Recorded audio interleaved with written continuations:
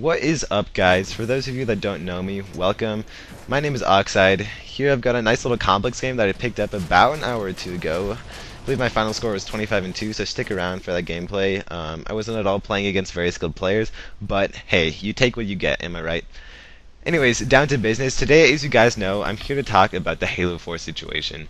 Now, I know a lot of you guys have probably seen a lot of commentaries like this, because it is a bit of a ritual for Halo commentators, but I think you guys have noticed I have some good things to say, and I haven't seen any of these since the title update, so a lot of people have been kind of holding back their opinions until that came out, so I think you guys should get some good quality information from this. So, I also know that a lot of you guys from Halo Waypoint are used to a lot of hate topics, so be not afraid. That's not where I'm playing for this to go, but who knows, maybe I'll start some sort of epic rant and it'll be fun, so let's see. So to start out with, to a lot of people's disappointment, the title update did not contain nearly as much of an overhaul as a lot of people would have liked. We did not get expanded custom game options, any sort of precision forge controls, and one could argue that the only really substantial thing that got patched through, no pun intended, was the bolt shot nerf. And while this is not entirely true, as I'll explain later, this is following somewhat what some would call a bit of a pattern that 343 have been following. That Halo 4 is simply not a finished product, even at this point in its lifespan, and that it has not received nearly enough updates to keep the game alive. Now I'm going to toss some population stats at you guys. At the same point in Halo Reach's lifespan, it was averaging anywhere from 500 to 700,000 players online at any given time. Now that's almost 10 times what Halo 4 has now, with only 50,000 players. Now, while you guys might blame this on a declining game market, which is a reality, people have been playing less games as they have in the past.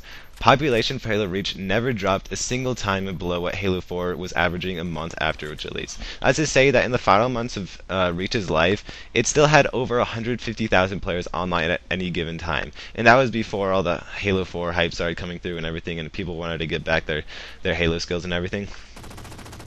But when you look at the stats, this is incredible, and it's really quite worrisome that Halo 4 has already lost so much of its potential fan base. There's so many people that used to play Halo 3, and so many people that used to play Halo 4 that are just gone now. And I think a lot of people can agree that this can mostly be blamed on 343's decision to cater to the crowd of gamers that play a game only for about a month after its release before abandoning it and moving on to the next.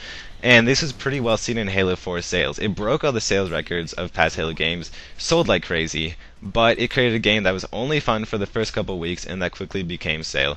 And people just moved on to the next series of games. They moved on to Dead Space and Call of Duty, you know, the games that come out every month and every week.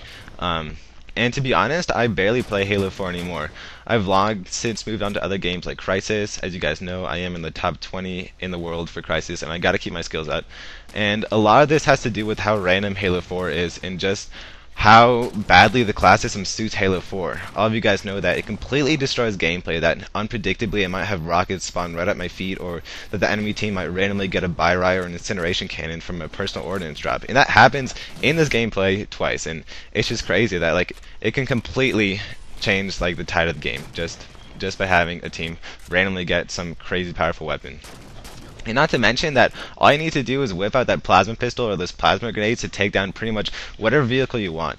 And with just so many power weapons all over the place, all these implementations make Halo 4 feel like some kind of massive clusterfuck, just with everybody running around with railguns and rockets. And most of what I said is mostly due to Microsoft pushing 343 for an early release and trying to boost sales, and it worked. But 343 still hasn't addressed any of these giant problems with Halo 4. And I think that's because they don't want to.